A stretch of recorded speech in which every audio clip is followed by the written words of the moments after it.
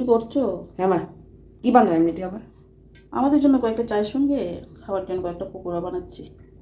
আচ্ছা, এখানে চিকেন দিয়েছি, সলিড পিসগুলি কেউ খায় না, তার জন্য আমি এগুলিকে দিয়ে দিলাম এখানে। ধনেপাতা নিয়েছি, পেঁয়াজ কুচিয়ে নিয়েছি, মশলাটা কি? ওটা চাট মশলা নিয়েছি, তারপর কী জানি বলে কাঁচা লঙ্কা নিয়েছি, নুন দিয়ে করে নুন দিয়েছি, পেঁয়াজটা নরম হয়ে যাচ্ছে।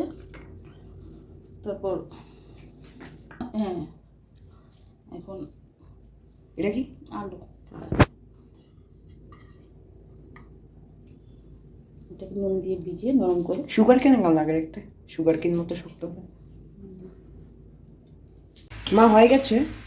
এই তো বাবা হচ্ছে, তোমার হয়ে গেছে, যে তোমারটা আরও চিজ অনেক বেশি করে দিয়েছে। প্রায় হয়ে গেছে, অলমোস্ট ডান। আর 5 মিনিট পরে তোমারটা অফ করে দেবো। আচ্ছা, আমি গন্ধ কত দূর থেকে পাচ্ছি। এটা একটু ব্রাউন কালার হবে।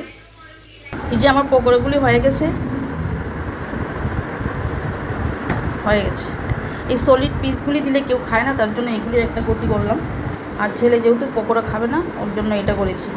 আর ও পকোড়ার জন্য না, মানে পকোড়া খাবে না তাই বলে না, ও প্রায় সময় এটাই ওর লাগে।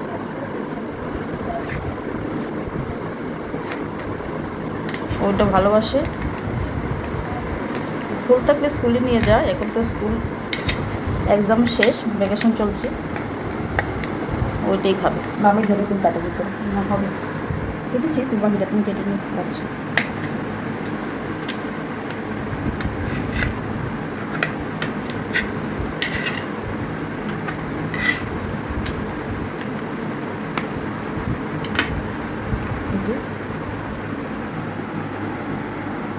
খেতে ভীষণ ভালো লাগে, শুধু ছোটোদের না, বড়োদেরও মানে খেলে সবারই ভালো লাগে।